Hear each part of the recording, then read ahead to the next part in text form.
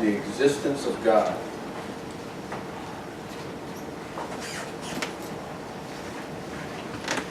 I'll open up in prayer. Father, we ask that you would bless our time together tonight. Lord, I received several texts today from people saying they couldn't make it tonight. People really wanted to be here, but just different things have come up in their lives. So we definitely want to lift up them to you, Lord. Just ask that you would bless them. And Lord, you know their hearts. They really wanted to be here tonight, but just life circumstances kept them away. So just ask that whatever's going on in each person's life, Lord, that you would just meet them where they're at, and you would just bless them. Lord, if they need wisdom, impart wisdom to them, or strength, or whatever it is they may need, Lord. Just ask that you would just meet them right where they're at.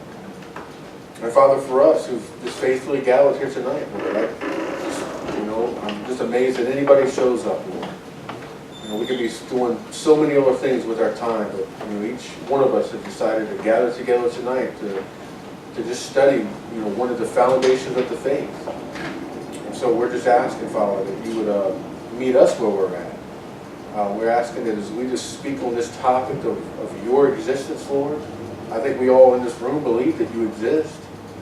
But Lord, we want to just dive into it and just see the evidence there and the proof, and Lord, we just ask that you would bless our time. So we pray these things in Jesus' name. Amen. Amen.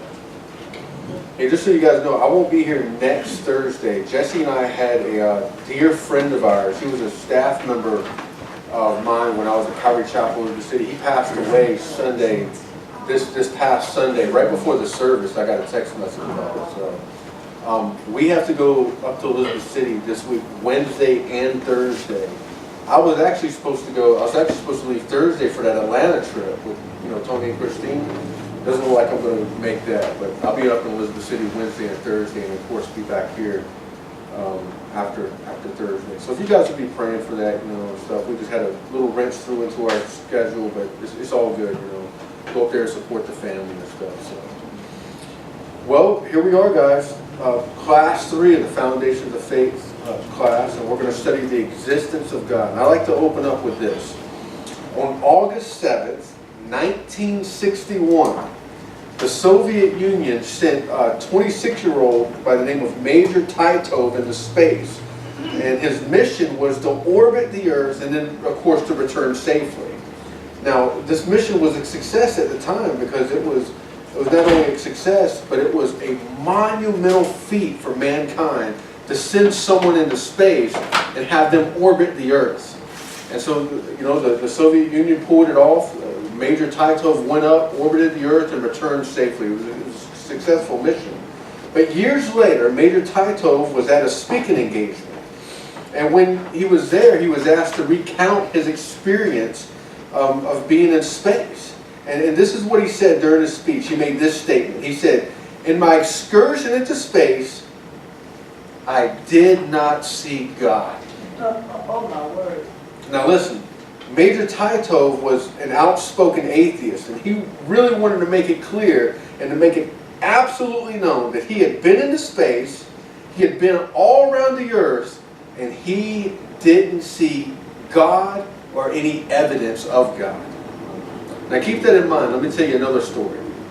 On December 25th, Christmas Day, 1968, 3 American astronauts went out into space, and their mission was to fly to the moon and circle around the moon, the dark side of the moon, and then return safely back to Earth.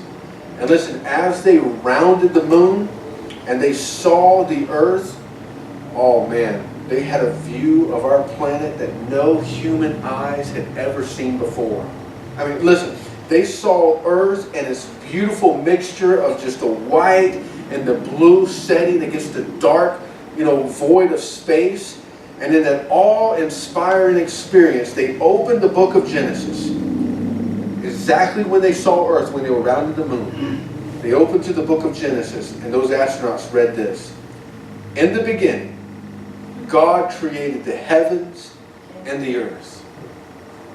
Now listen to me. 2 similar experiences, of awe and excitement, but two very different, opposed conclusions about the nature of the world and the nature of the universe. One said, I went around the earth and didn't see God, didn't see any evidence for God. But the other said, no. We went out into space and we came back, and listen to me, there's certainly a God. So which is it? Is there a God or is there not a God? And just so it's clear, if you answer no, there's no God, just a simple answer no, well, let me tell you, it's an inadequate answer because you haven't given any reason or any evidence for why there isn't a God. But listen, the same thing bounces back. If you answer yes, there is a God. Well, I got to say, that answer for the same is inadequate because you haven't given any reason or any evidence for why there is a God. You see, as Christians, we believe that there is a God. And we also claim to have a relationship with Him through Jesus Christ. But how do we know that God really exists? I mean, is it just something that comforts us? Is it something that's just made up just to kind of help us through the death process and stuff? How do we really know that there is a God? The answer is this: by looking at some clear evidence that points to the fact that there is a God and that He does exist. Now let me tell you, in this class, I'm going to share with you some of my favorite evidence that points to the fact that God exists. But just know this, the things that I'm going to share with you in this class tonight and the next 30 or 40 minutes, these things only scratch the surface on the topic of the existence of God. I would encourage you to do your own study on this topic and to come up with your own favorite evidence, your own explanation. That way, you know, if you were ever asked, why do you believe God exists and stuff, that you can create your own answer and stuff. The things I'm going to share with you tonight is the things that I say when I'm asked to present my reason for why I believe God exists. But listen, there's some great resources out there. There's this book, perhaps it's the best book ever written on the existence of God. And it's called this. It's called 5 Proofs of the Existence of God. And it's by Edward Feezer. 5 Proofs of the Existence of God by Edward Feezer. Great book. Can you spell Feezer? It's F-E-S-E-R. Now, one of the things that I enjoy, I'll just put it out there, maybe you could try it if you haven't tried it already, and just see if you enjoy it as well. I don't do this with every topic, concerning Christianity and stuff, but man, when it comes to God's existence, I absolutely love to watch debates. Debates between a Christian and a non-Christian. And listen, I would encourage you to, my 3 favorite are Ravi Zacharias, all these guys are Christians, Ravi Zacharias, R.C. Sproul, and then my absolute favorite, this guy, boy, he's got sentences that last for days. He's like a Christian philosopher. His name is William Lane Craig. Anybody ever heard of William Lane Craig? This guy is absolutely amazing. William Lane Craig. You just go to YouTube and you can just type in any one of their names, like type in Ravi Zacharias, debate on the existence of God, or William Lane Craig, debate on the existence of God. Just pull them up. And these guys, they get deep into the subject. I was watching a Christian one time. I'll just tell you a funny little joke. I was watching a Christian one up in Toronto, Canada. Before Jesse and I had kids, we would do a lot of traveling. And we went up to Toronto to watch a Christian. His name was Dave Hunt. Anybody ever heard of Dave Hunt? He's passed away now. He's with our Lord. But Dave Hunt was debating, I forgot his name, but he's an atheist. He's a very well-known guy in Canada. And the atheist went first. You guys know how debates work. One person speaks at a time, and then they rebuttal and stuff like that. Well, the atheist guy went first, and Dave Hunt got up. He walked up to the pulpit, and he's flipping through some notes that he had taken down while the atheist was speaking. And then he looks over at him and he says, I don't know where to start. I feel like a fly drawn to a pile of manure. I just lost it. I mean, I lost it, you know. And I was like, what a great response to that atheist guy. So, but yeah, check that book out and look at debates and stuff, you know. And again, I'm just going to scratch the surface on the topic of the resistance to God tonight. But let's just look at some evidence. Some of my favorite evidence for God's existence. The first would be the universe. You can write this down, Psalm 19, verses 1 through 4. Psalm 19, oh, by the way, I've had a very busy week, and I want to apologize to you guys. I did not get around to making slides for this class, so please forgive me on that. I just didn't get around to it. I really do apologize. But Psalm 19, verses 1 through 4 says, "The heavens declare the glory of God, and the firmament shows his handiwork.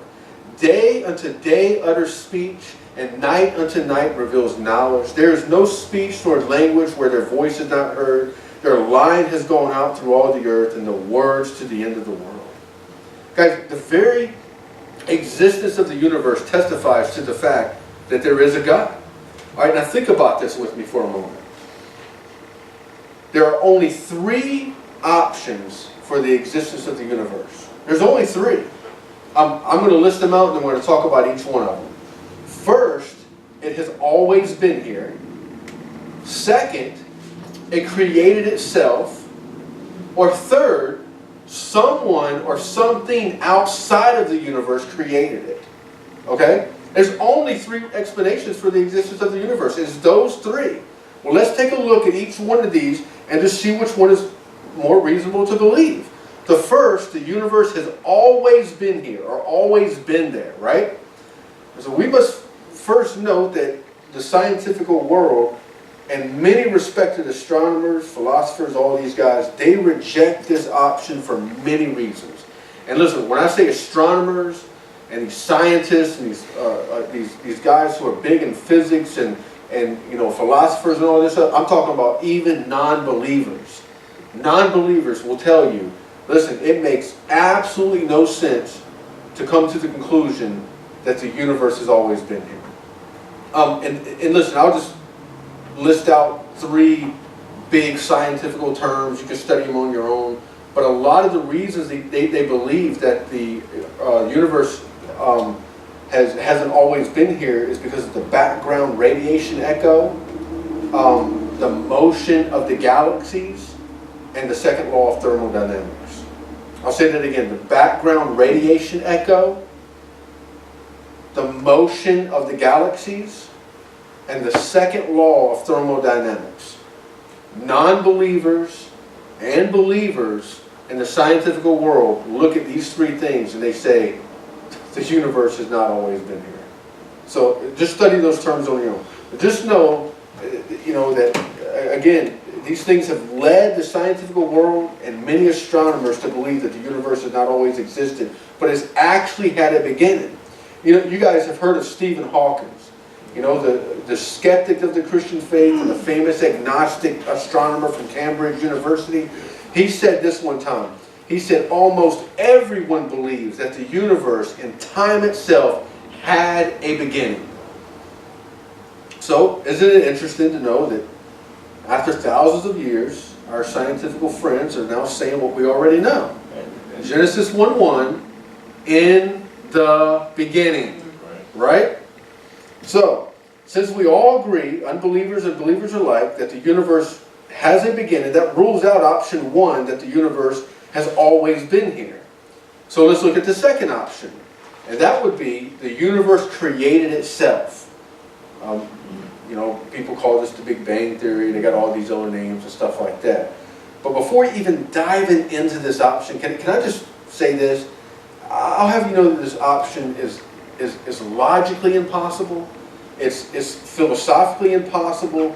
It's just simply impossible. I want to show you why. Outside of God, because we're not going to talk about God right now because we're arguing for His existence. So outside of God, what was around before the universe came into existence? Nothing. Nothing. So how does a non-existent universe create an existing universe? It's impossible. It's absolutely impossible. You've heard of the law of conservation, haven't you? The law of conservation is just a basic law of physics. And listen, this law states that from nothing comes nothing. It's just simple. The law of conservation says from nothing comes nothing. This law cannot be argued against. It's carved in stone. It's written in stone. And why can't it be argued against? I'll tell you why. Because there's never been a single observed instance where this law has ever been violated. Not one. Listen, from nothing comes nothing. The law of conservation. From nothing comes nothing. Something non-existent cannot create something existent. Therefore, non-existing universe can never create an existing universe. It's just a fact, and it cannot be argued against. So follow me on this. We're discussing right now the existence of the universe. We agree that there's only three options for the existence of the universe. That it has always been here, number one. Number two, that it created itself. And number three, it was created by something or someone outside of itself. And so far, just in, 5 minutes or so, we've already ruled out options 1 and 2 for the origin of the universe, and we rule them out based on scientific and logical grounds. I mean, it just makes sense to things that we're saying. Our only reasonable option for the existence of the universe is number 3, that someone or something outside of the universe created it. And we as Christians believe that it was a creator. We believe that it was God. And so, for the sake of time, I wish we had, when I was teaching apologetics over in Germany, I had a 3-hour class and I loved it.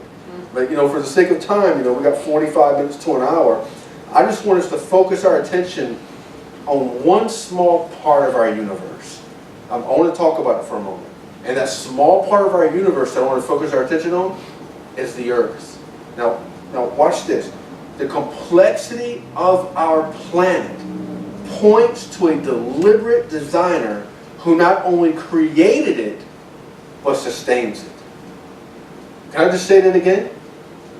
The complexity of our planet points to a deliberate designer who not only created it, but still to this day sustains it. Let's consider the earth. Let's consider the size of the earth for a moment.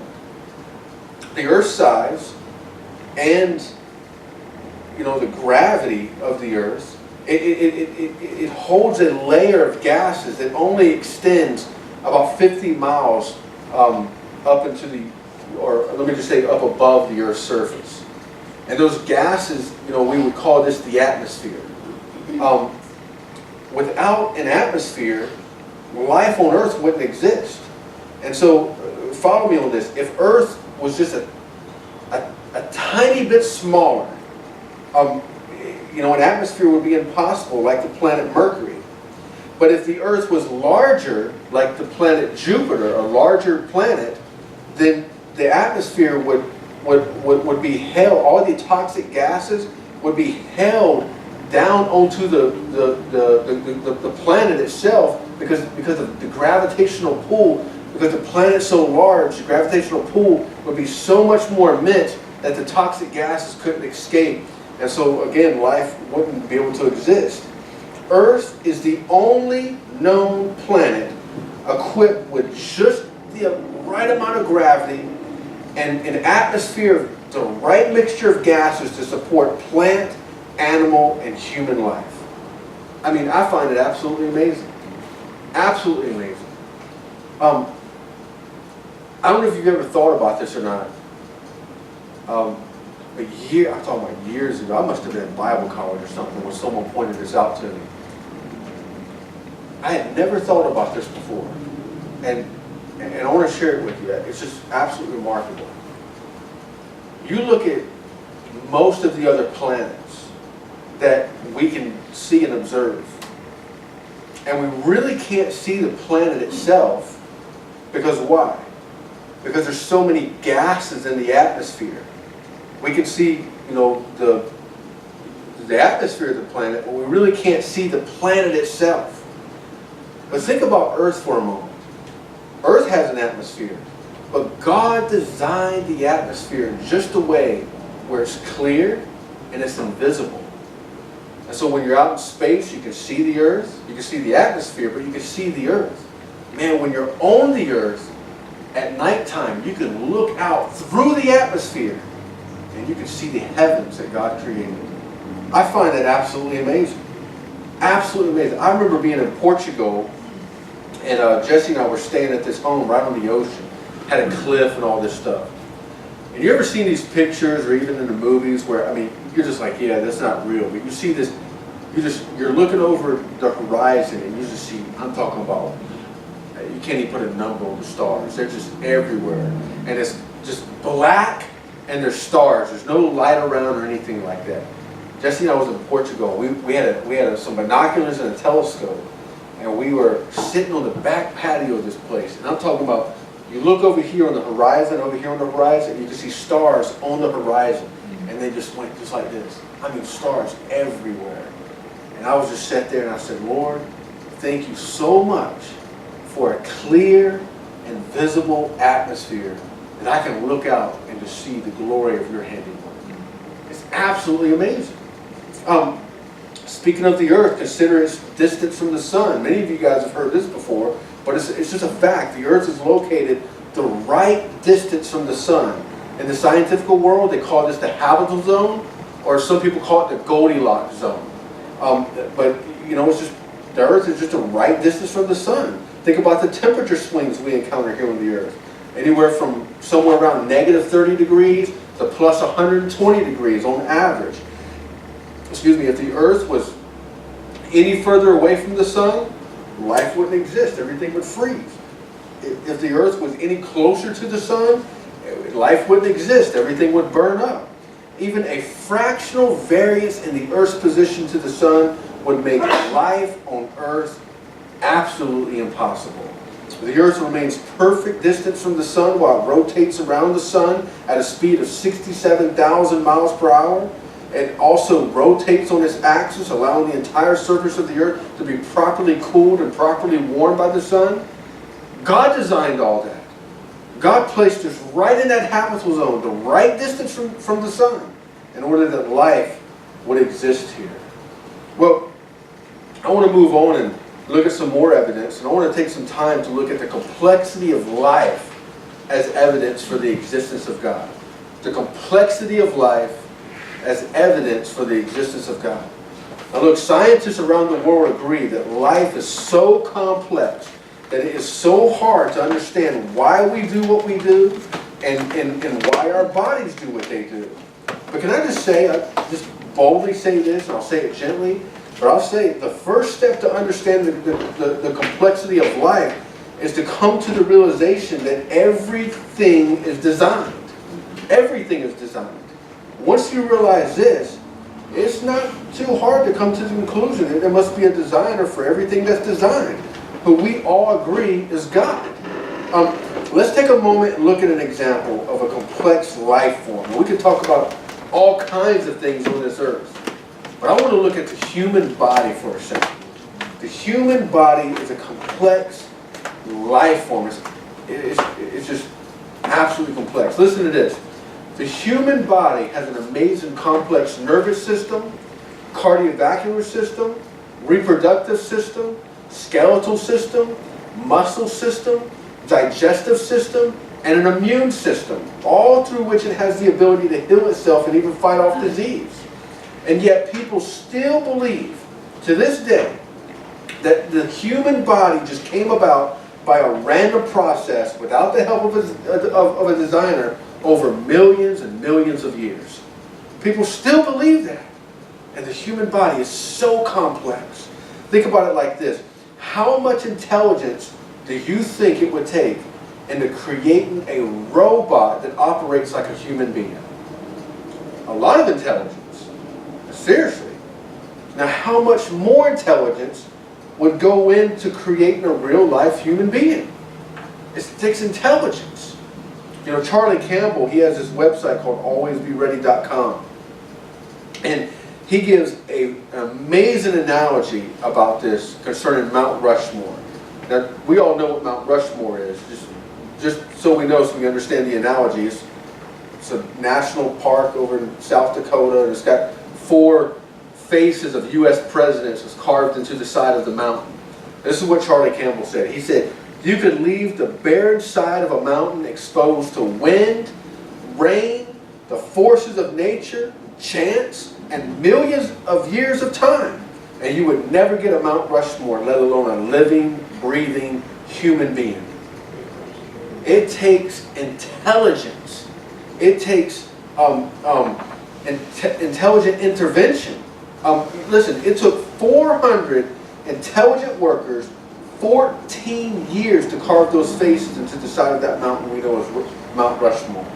And how much more intelligence would it take to create a living, breathing human being?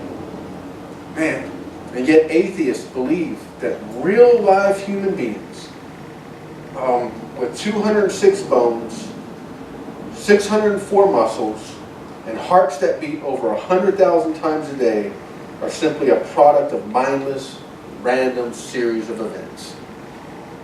I just don't understand. Well, let's look at one more piece of evidence concerning the complexity of life that I believe points to a creator and really points to the fact that God exists. I think you'll find this very interesting. This is probably one of my favorite. DNA. DNA. DNA is basically the instruction manual for a cell. In every cell of our bodies, there exists a very detailed instruction code, just like a miniature computer program. Now, Bill Gates, the founder of Microsoft, once said this about DNA. He said, DNA is like a computer program, but far, far more advanced than any software we've ever created. Let me show you how DNA works. Let me just get this real quick.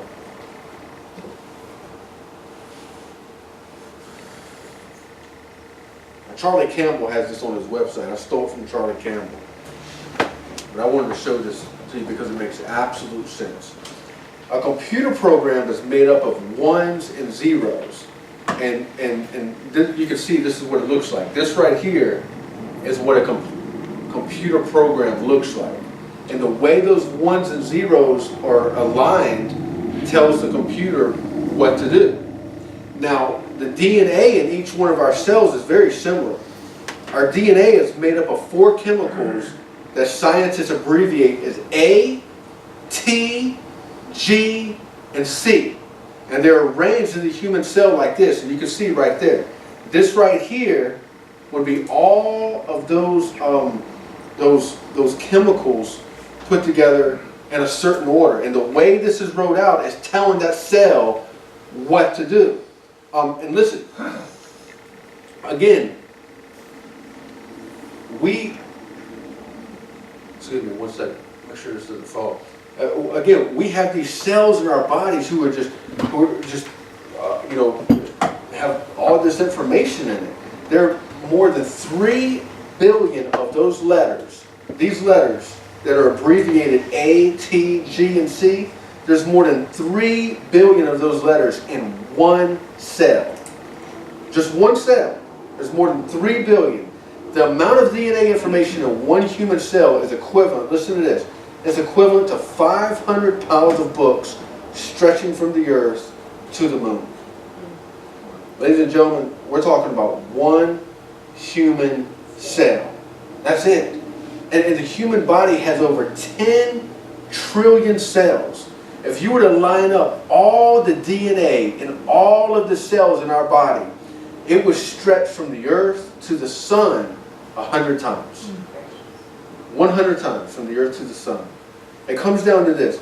If a person would just study the basics of DNA, just like we just did, the very simple basics, they would come to the realization that DNA is a 3 billion letter program that tells the human cell how to act in a certain way. And after coming to that realization, they have to answer a question. Who wrote the program? Who wrote the program? I mean, you cannot have instruction without an instructor. You cannot have a program without a programmer. My friends, can I just be bold enough to say, God wrote the program. It was God who wrote the instruction and the program into every cell of our body. And we have 10 trillion cells in our body.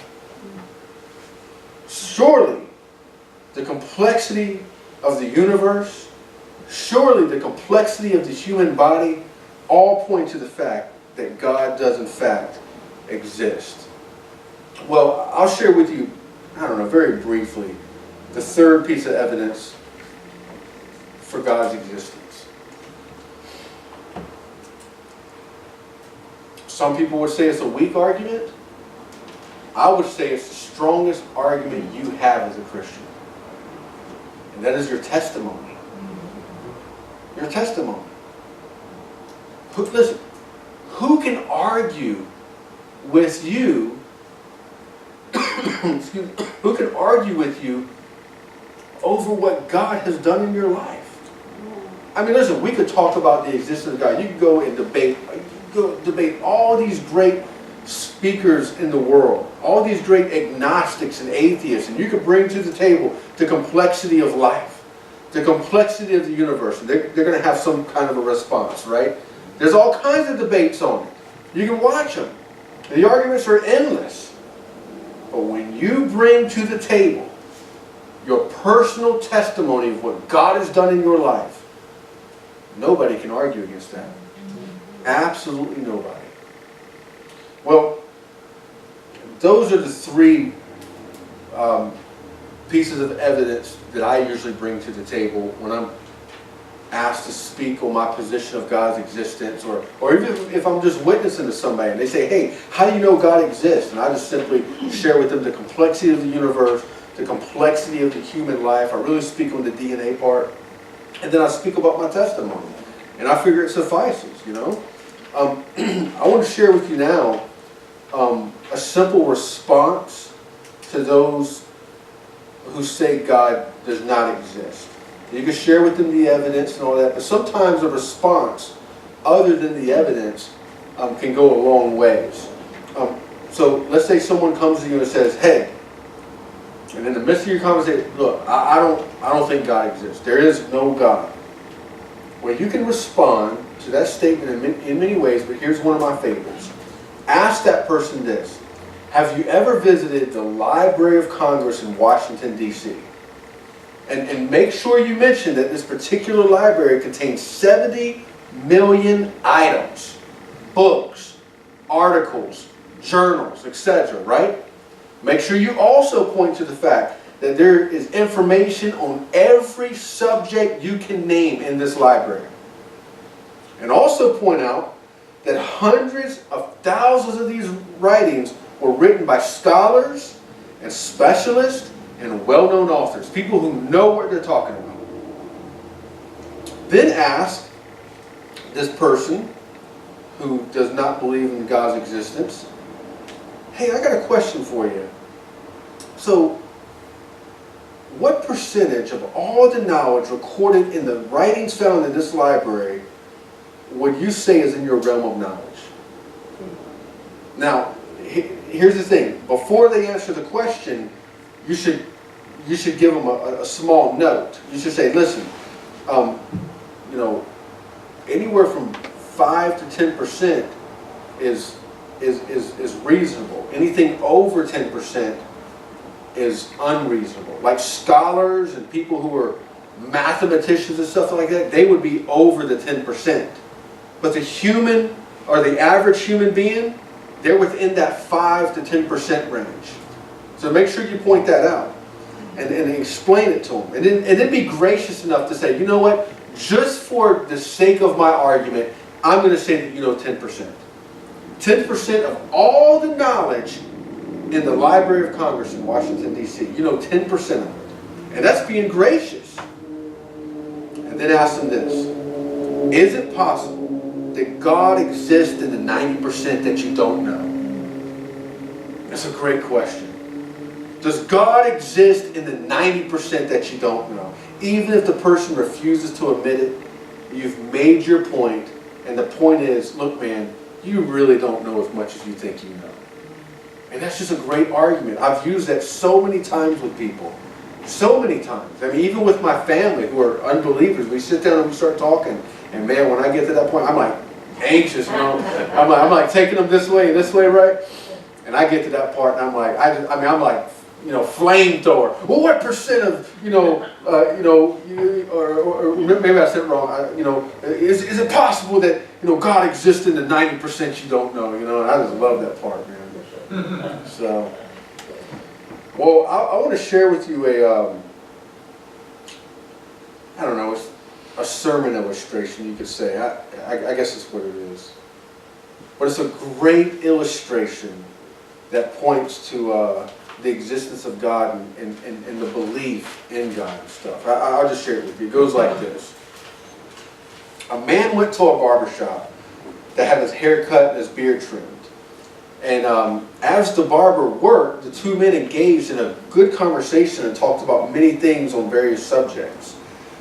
When they eventually touched on the subject of God, the barber said very boldly and proudly, "Well, I don't believe God exists." "Well, why do you say that?" asked the customer. "Well, you just have to go out into the street to realize that God doesn't exist. Tell me, if God exists, would there be sick people all over the streets?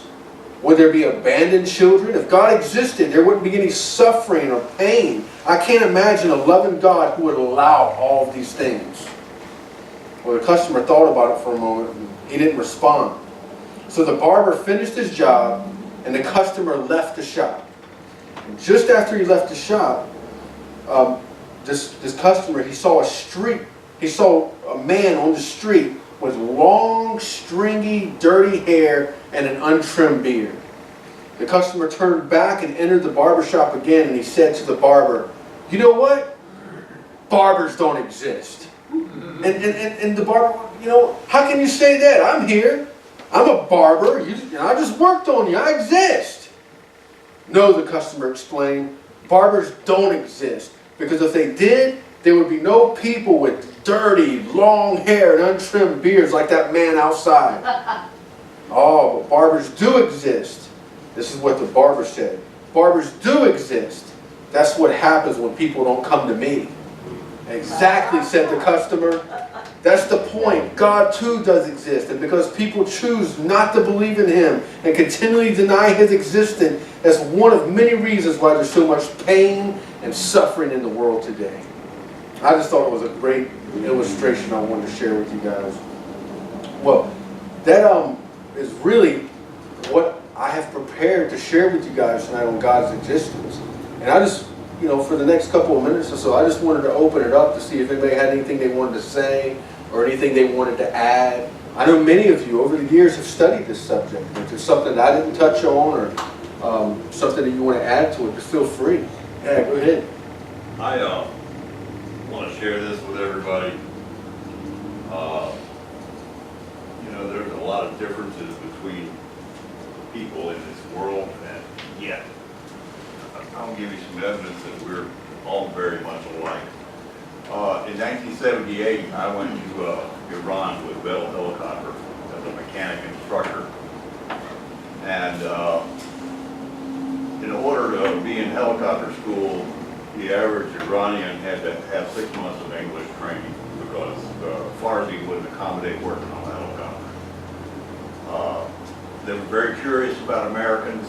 I remember during a break one time, this student came to a group of us Americans and said, "What is your religion?" "Oh, you're a Christian." "What's your denomination?" "Oh, you're a Baptist," and that and the other thing. They came to one American, and the guy said, "I'm an atheist." And he said, "I'm sorry, mister, what did you say?" He said, "I'm an atheist." And the guy went back to his friends and talked to him and came back to the man and said, "No, mister, this cannot be. You must have a God." And that was probably the greatest act of humility I'd ever seen from a Muslim. And, by the way, there's no atheist in hell either. Right. That's right. Sure. Yeah. Has anybody seen Billy Giglio's Oh, yeah. YouTube, How Great Is Our God? Just, yeah, about the molecule called Oh, Yeah. Wilmington. Yeah, that's right. Yeah, Yeah, Pretty- just yeah. that right there. yep, Hello. that's right. That's right, Yeah. yeah. I've got one. Mhm. Well, I don't know if there's a correct number, but when you're talking to people and they go, well, you know, millions and millions of years ago, but really, I don't know, Mason or any of you guys, Pastor, how old is the earth? That's, a lot of people say 10,000 years old. Yeah. But, you know, from a biblical standpoint, Well, here's the stance that I take. I don't put a number on it. I just say that I believe that God created it. Well, I believe in a young earth. That's what I believe. right, And, you know, we can get into, you know, all kinds of numbers and stuff, but I don't believe, I don't know, man, a couple of thousand, you know, I don't want to put a number on it, you know, but, yeah.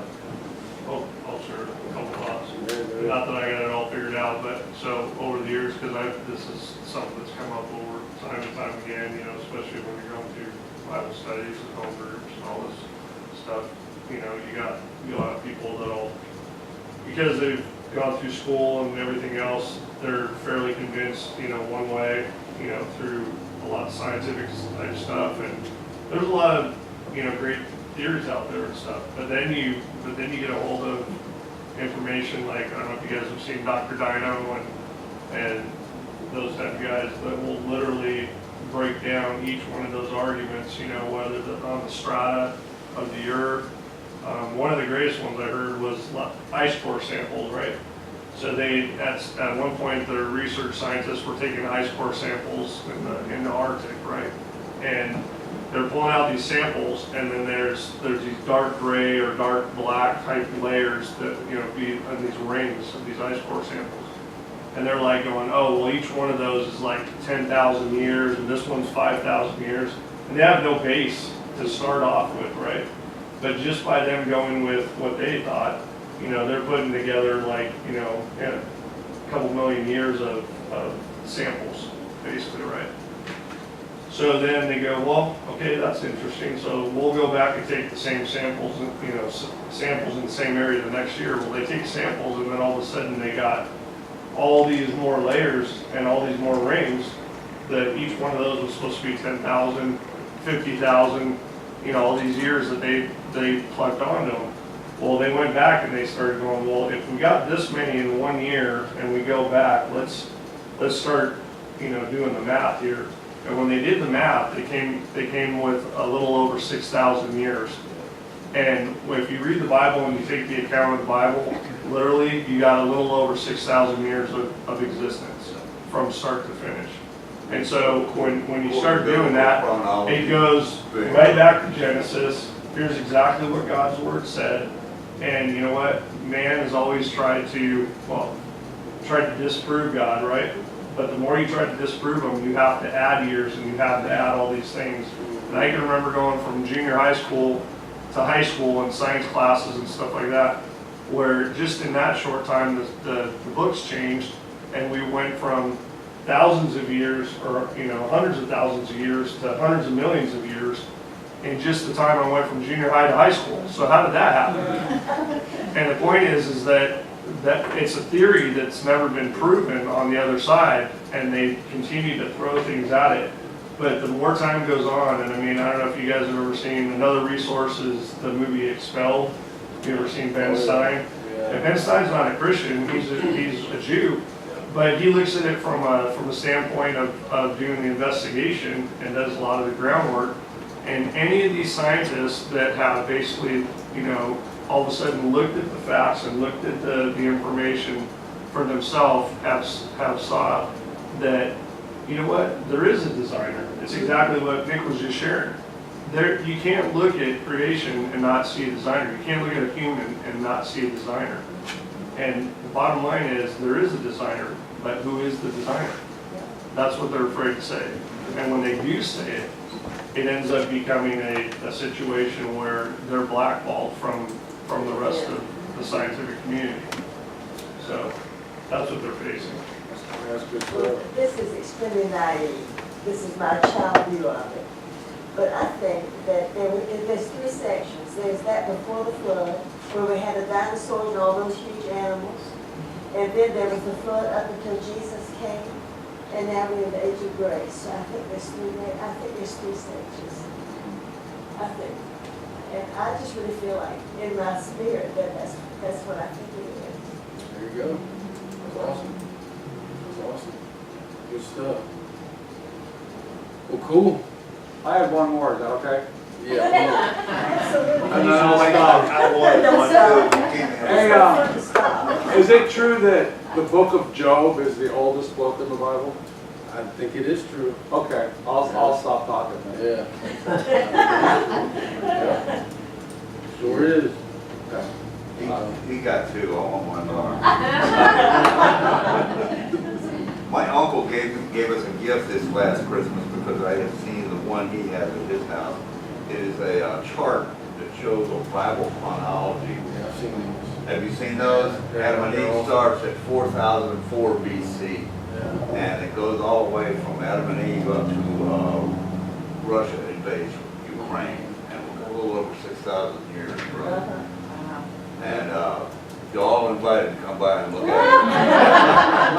it. It's a little bigger than one of those squares over Right. there. Got it framed. Yeah, that's Yeah. good. That's a good chart. Got a dedicated light to hit it with. Yeah. There you go. It preaches and teaches. It really Yeah, does. I hear you. Well, guys, that'll conclude our third class. I won't be here next Thursday, but Mark Shorts will probably be teaching. He's not here tonight. He was one of the guys going to be here tonight. He's sick. He's home sick. So pray for him. So, but I'm not sure what the subject's going to be next week, but I know it's going to be good. So, Father, we ask that you would bless our night. We ask that you would see us home safely. And Lord, just take the things that we've talked about tonight, the evidence of your existence, Lord. And would you just embed them in our hearts, and would there just be no doubt found in and of us that you just don't exist. Father, we believe, and we say right now that you exist. You're there, Lord. And you hear our prayers. And Lord, we have a relationship with you through your Son, Jesus Christ. And Lord, we believe this and we proclaim it. And we say, Lord, encourage us in that. Allow us to embed these things in our heart that we just hold on to them. It'll give us hope when maybe doubt creeps in. And Lord, I just ask that you do a good work in that area. Pray in Jesus' name. Amen. Amen.